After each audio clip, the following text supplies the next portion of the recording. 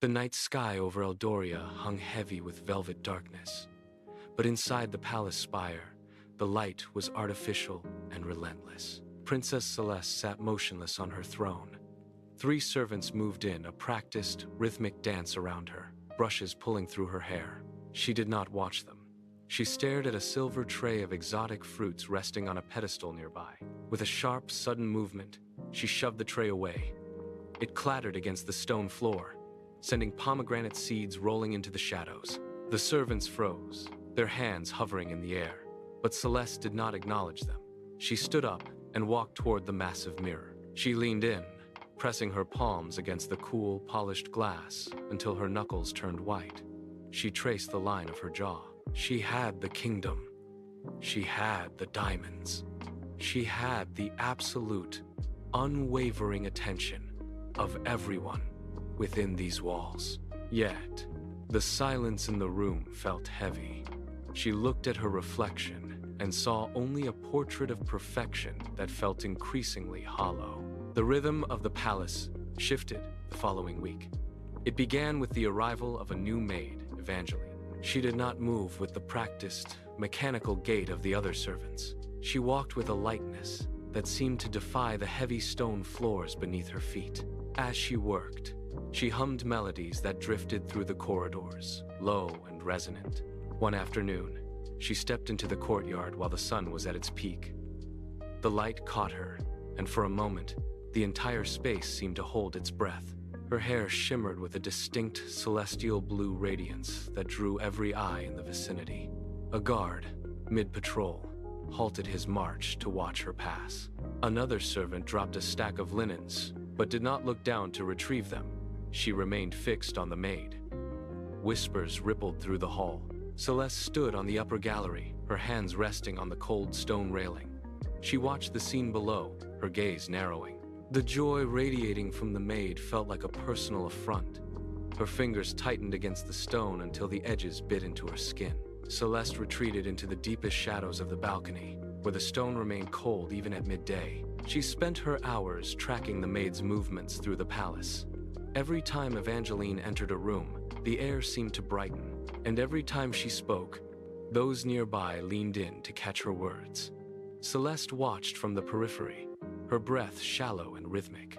She saw a senior guard offer the maid a seat, a gesture of respect he had never once extended to the princess. The sight was a physical blow. Celeste's knuckles turned white as she pressed her hands against the rough masonry of the wall, her nails scraping against the surface. She stopped eating. She stopped calling for her own servants. Instead, she stood in the dark, her eyes fixed on the blue shimmer. She began to map the maid's schedule, noting the quiet moments when the halls were empty. She needed the light, and she would take it. Her mind turned toward the tower. She reached out, tracing the edge of a heavy iron key hanging at her waist. The plan was simple, cold, and final. The tower room vibrated with the force of the storm outside. Thunder rattled the stained glass, and the air smelled of ozone and damp stone. Celeste stood by the narrow window, holding a silver chalice that caught the erratic flashes of lightning. She beckoned the maid forward. Evangeline stepped into the center of the room, her movements hesitant. Celeste pressed the chalice into her hands, her voice a low, steady hum. "A gift for your service," she whispered. Evangeline drank. The liquid was thick, spiced with berries, and left a faint purple vapor curling from the rim. Within seconds, the maid's eyes fluttered, her breath hitching in her throat.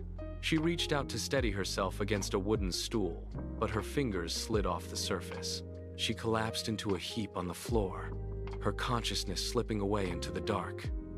Celeste did not wait. She pulled a pair of heavy silver scissors from her belt. The metal felt ice cold against her palm. She knelt beside the maid, her hands trembling with a frantic, jagged energy. She grabbed a handful of the starlight blue locks, pulling them taut. The blades clicked shut, slicing through the radiant hair with a sharp, final sound. She hacked away at the shimmering strands, working with desperate, uneven strokes. The sun rose over the palace, casting long, harsh shadows across the courtyard. Celeste stood at the center of the stone plaza, her hands pressed to her chest, her breathing shallow and ragged.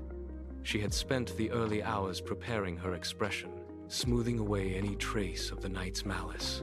When the first servants arrived, she let out a sharp, piercing cry that echoed off the high walls.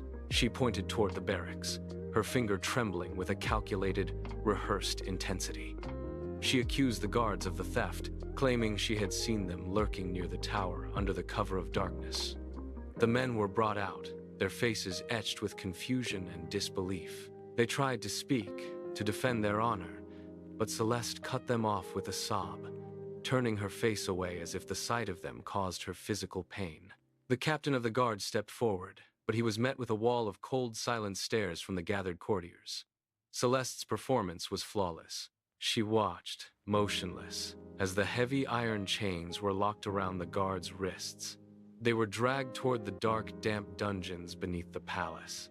That night, the air in the bedchamber grew dense and cold.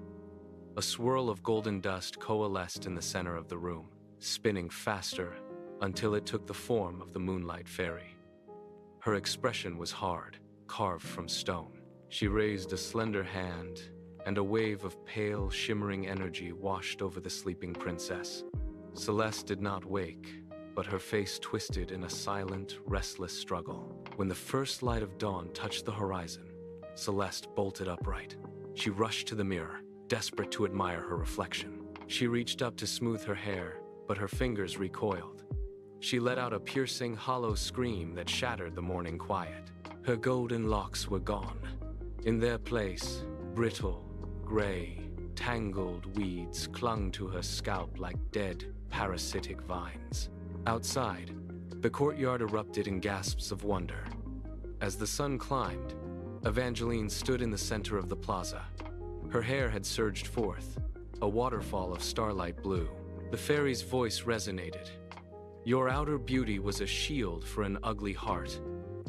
The curse remains until the truth is laid bare. Celeste bolted the heavy oak door of her bedchamber, plunging herself into a suffocating, ink-black void. She scrambled to the far corner, pressing her back against the cold stone, her hands trembling as they hovered near her scalp. The weeds were coarse, smelling of damp earth and decay. She reached for a silk scarf, pulling it tight over her head to shroud the rot. But the brittle vines tore through the delicate fabric with a dry, rasping sound. She ripped the scarf away and threw it across the room. It landed in a heap, a discarded ghost of her former vanity. She looked toward the vanity table where her crown rested. She crawled toward it, her movements jagged and frantic. She lifted the heavy gold circlet, its weight once a symbol of her absolute power. But now it felt like lead. She tried to place it on her head, but the weeds snagged the metal, pulling at her skin. The crown slipped, clattering onto the floor with a hollow, lonely ring. She stood up, her legs unsteady, and walked toward the door. She placed her hand on the iron latch and pushed the door open to the long, empty corridor. Celeste stepped out into the light of the grand hall. The air was thick with the scent of polished marble and nervous energy. She walked down the staircase, her head bare, the gray, tangled weeds visible to every lord and lady standing below. The chatter in the room died instantly. People retreated, their eyes widening at the sight of the rot clinging to her scalp. She did not look at them. She kept her gaze locked on the center of the room where Evangeline stood. The distance felt like miles. Each step was a heavy, deliberate movement against the weight of her own shame. She reached the center of the hall and stopped. The silence was absolute. Celeste sank to her knees, the impact echoing against the stone floor. She looked up at Evangeline, her eyes burning with the sting of unshed tears. I am the one who stole your light, Celeste said, her voice cracking and raw. My jealousy was the thief, not the guards. Evangeline did not recoil. She stepped forward. As their fingers touched, a hum of energy vibrated. The weeds on Celeste's head began to wither. The brilliant surge of blue and gold light slowly receded, leaving the grand hall bathed in the soft, natural glow of the morning sun. Celeste remained on the floor, her hands resting in her lap. She reached up, her fingers brushing against her scalp, feeling the texture of soft, healthy hair, where the dead weeds had been only moments before. The transformation was complete. Around them, the lords and ladies of the court stood frozen, their faces shifting from confusion to a quiet, collective understanding. The air in the hall felt lighter, stripped of the heavy, suffocating tension that had defined the palace for so long. Evangeline stood up, offering a hand to pull Celeste to her feet. They stood together in the center of the room. The guards who had been wrongly accused were already being released from the dungeons, their heavy iron chains clattering to the stone floor in the distance. Days turned into weeks, and the rhythm of the kingdom shifted. Evangeline took her place as the royal advisor. Celeste, no longer obsessed with the reflection in her mirror, spent her hours walking the palace grounds and listening to the concerns of her people. She ruled with a quiet, steady hand, her decisions guided by the memory of her own fall. The palace was no longer a place of gilded boredom, but a center of purpose. She had learned that the most enduring light is not the one that catches the sun, but the one that burns steadily from within.